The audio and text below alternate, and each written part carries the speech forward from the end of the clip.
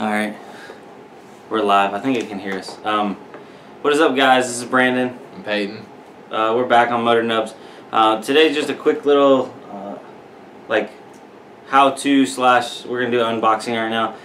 With the YouTube money that the channel is generating, it's not generating a lot by any means, but this last month did make enough to where it could buy Peyton a real wideband.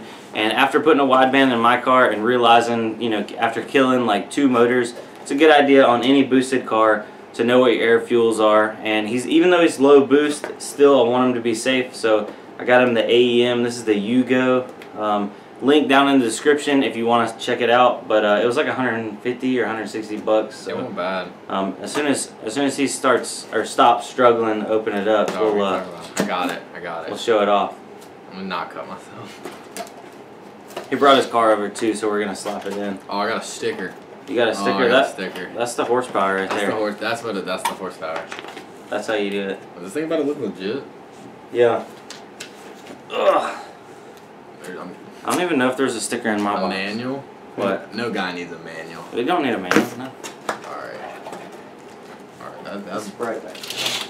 That's like the electronic. That looks expensive. What? That's like a different bezel. You can change it to be silver and see the white background. What does it have? Like the black one as the stock one or whatever, the smoked? Yeah, on the AEMs, it comes with the black background and the black bezel, but it comes with a separate like silver and also a white face. If you want to change that out, we ain't changing it out. We just care about the numbers. We just care about the numbers. We don't care what it looks like. Dog, they have this thing in there. Is it in there? It's in there. Can you get it out? No, I can get it out. They got it in there. Don't rip the box. No, I ripped it a little. Okay, you did rip the box. Okay. Alright, well there it is. So, bam. All the horsepowers. Well, no, actually, no horsepower. No horsepower. We're going to go outside. We'll bring the camera with us and show you what it takes to put one of these things on. I did mine on my last car and I did not film it because it was a colossal fail. Okay, Jmills Tuning helped me put it on because I was like, what are all these wires? But it's actually a lot simpler than I thought. Where's the harness at? It's right here. Right here. Yeah, it comes with 2 different harnesses. Well, yeah. It comes with one for the O2 sensor. This is the harness that goes from the back of the my bung? Yeah, that goes into the bung. We already got a bung welded on his downpipe. So it goes from the actual gauge to the sensor. That's why I got all this extra cable. And this one is the power wires for the actual gauge, so it powers it up when the car comes on. We'll need to find switch, ground, and ignition. So yeah, let's go outside and we'll show you what's going on. What's this, Brandon? Oh, look at her.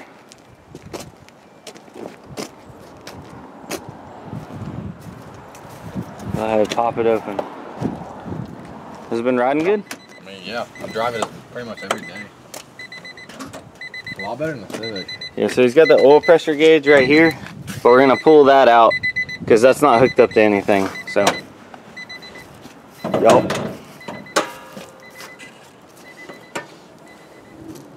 With the hood model. Have you checked on the studs? Made sure they're tight? I tightened them. A couple of them loosened up. These top 3 loosened up. Like this one actually backed completely off. Oh, you did? Yeah, they did a lot of times. Oh, that was about a week ago. I don't know about now. Yeah. Is your clutch slipping? People in the video said That's what I was looking at, and I was like, I never really noticed it, but... Is it? I don't think so. And Dad even drove it, and he said it didn't slip. Oh, okay, yeah. So, I think a lot of people were just expecting it to like roast the tires off of it, and maybe that's why they thought it was slipping. I mean, I eased in the boost. I didn't like dump the clutch or nothing. I didn't really... That's true, and you are still like only 6 PSI, so it don't like hit like boost hits in my car. Yeah, no, it doesn't do that. But it pulls. I don't have like the I don't have the best of tread, but I mean I got tread. Yeah, I don't know. Well, my tires are bigger, but I don't know. Let's see. You got this. See, we already put the bung in there. Boom, right there. Is this the right thread pattern? Yeah, I think it is. Anyway, if you don't have a bung already, when you order the AEM kit, it comes with a weld-on bung, so you can weld one on. James already had that on from when we got dyno tuned, so. Shout out to James. Shout out to Jmills Tuning. Again, he has a new YouTube channel. Go check it out. He just did a Turbo LS with a diesel turbo on it. That was kind of cool. So, link for his channel down below. But let's get this stuff unraveled and I think we're gonna try to get it through the hole over here. I got a hole right here where they ran the oil pressure gauge. Oh, that's not right, big. that not big enough. No, we're gonna pin snip that or something. Well, I think there's a bigger hole over here. Is it over here? Yep. We'll figure it out. All right, time lapse.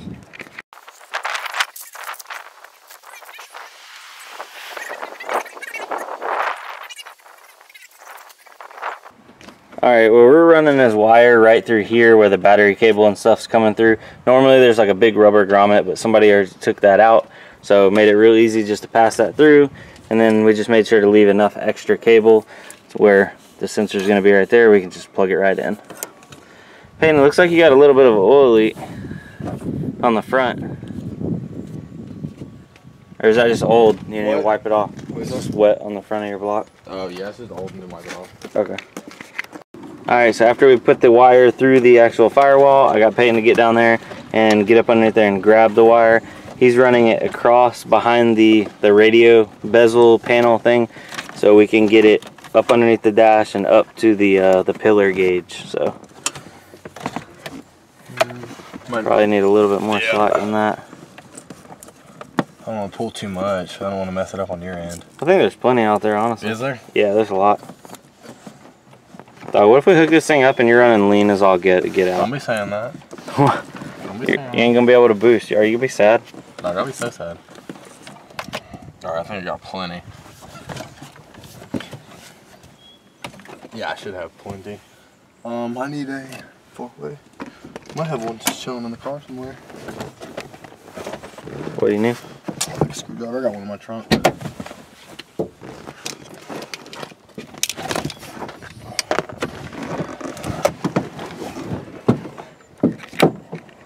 There's the oil pressure gauge. It's coming out. I disconnected it and I did the T-block. Yeah. I couldn't get the 4-way in it. Well, I mean, I could, but I was... Alright, just checking back in. We got the gauge mounted up in the little pillar pod, and we just ran the line up from underneath the dash. Quick little pro tip: if you take that bottom panel off and have a younger brother with like really skinny arms, stick his arms up through there, and then you have an older brother with like fat fingers reach from the top. It can happen. It's possible. We were like, this is impossible. But no, it went up into there, and now Peyton's just wiring up the positive and the negative for the actual gauge. We're not going to run the 5-volt reference or the data login because it ain't that serious. It's just a street car. Or is it? Or is it? Race car? Every day. Race car's coming? Maybe, no. Daily is what's coming. Daily. Daily on like 450. A daily 350? I'll be happy. Yeah, a daily 450. I mean, did you tell me yours made 500 yet? No, because it didn't. Mine's right there. It hasn't moved yet. It needs some suspension attention. Some suspension attention. Yeah. And a tie rod. No, like yeah, that's part of it. It's pretty bad. It's shaking and stuff going on the road. Are you getting rid of the squat? Huh? Yeah. The that Tennessee tilt right there. I mean, shout out to everybody who knows anything about like the truck scene in Carolina. We live in Carolina, so we got to squat like the rest of the North Carolina trucks. If y'all know my truck though, my truck is not squatting at all. I don't like my car squatted. It hasn't ran long enough for me to change the rear suspension out. So we're not using the white or the blue, correct? I'm just gonna electrical tape them out of the way. Yeah. I mean, they're there in case you want to turn it into a race car. I could. Electrical tape these out of the way. Yep. I'm gonna go put the bung, or well, I'm gonna go put the sensor into the bung. All right. Alright guys, so I got the O2 sensor in, or the wideband sensor in, and I just ran the wire up and tucked it up behind there. Put the battery back in, and Peyton's going to do the first startup here in a second, and we're going to ride it around and see how she's running. You ready? Yep. You ready? Alright, this is first test start on. You ready? Look at it. Dog, look at that. Poo. Yep. Ooh. You got poo. 14.6. Hit it. 14, 13. Oh, it's calibrating. Is it? I guess, I don't know. No, okay, it's reading. Dog, is it on? Yeah. It's working. Oh, put a wideband on my car, so it's like 1,000 more now. Bump that the gas. There we go. Yeah, it's reading. It's pretty much a race car now. It's a race car. It's a race car. There you go. Race car or rice car? I was gonna say your car's idling really rich, but there it goes. It's leaning out that idle. How you feel now? Pretty excited. All right, I'm gonna go check for exhaust leaks around the. Fucking now, can I do high beam? I guess.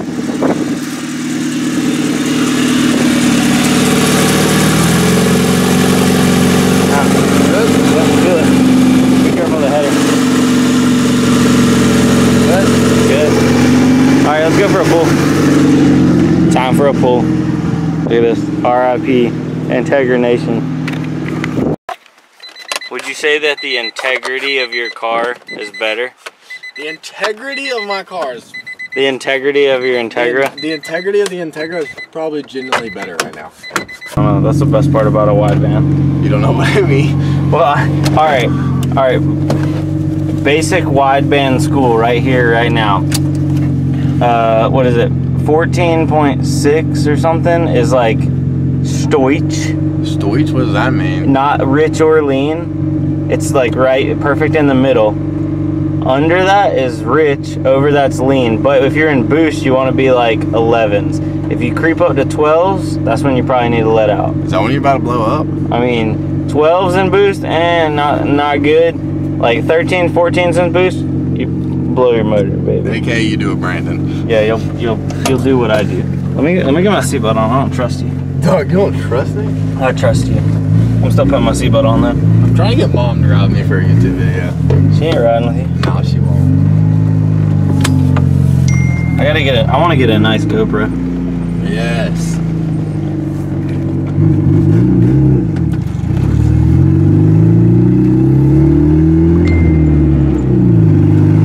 can see if my clutch slips. Oh yeah, everybody's talking about his clutch slipping. I gotta feel it. It don't slip. I swear to you, it don't. Yeah, just go left and ease into a little boost. I want to see what those what that wideband does. If I can hold the camera.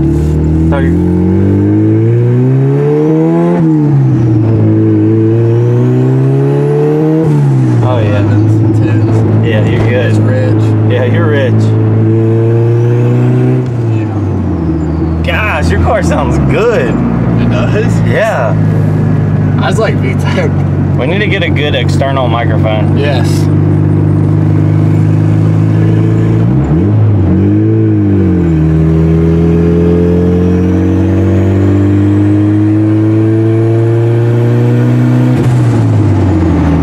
Yeah, it's like 10.8 in boost.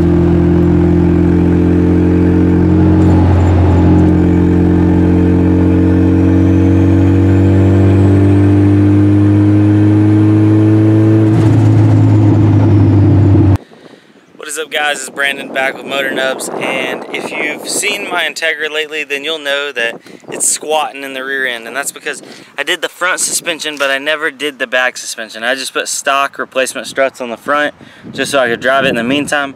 Well, now it's finally time to do the back and lift that thing up. So I got me some what are they, Strut Tech struts off Amazon, and just some stock replacement generic springs. So yeah, I'm gonna get it apart and throw it back on and see how it all looks and rides and go from there.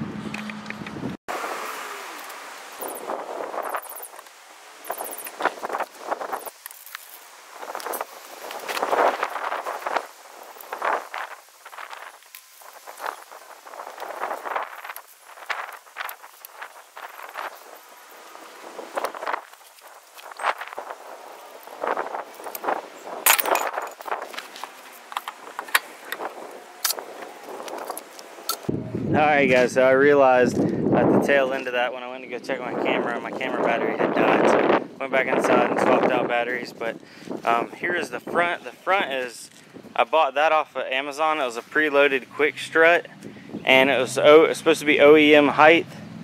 And then I also bought these off Amazon, different name brand, and those are supposed to be OEM height too. But I don't think that is OEM height, but I kind of do like that height though.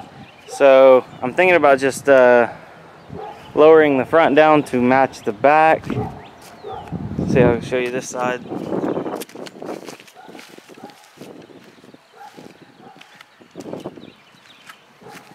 You know what? I think I have two different size tires, because look, I have a gap over here. I have a 195/50 on this side. This side looks super close. That's a bigger tire. That's a 205/60. What in the world have I been doing? Okay, well, yeah, so that's why that one looks like it has no gap. But still, the front's now a little still too high. Dang. Well, at least it is better. It does look better. It looks closer to normal. So, yep, that's pretty much it. Quick little video. Thank you for watching, guys.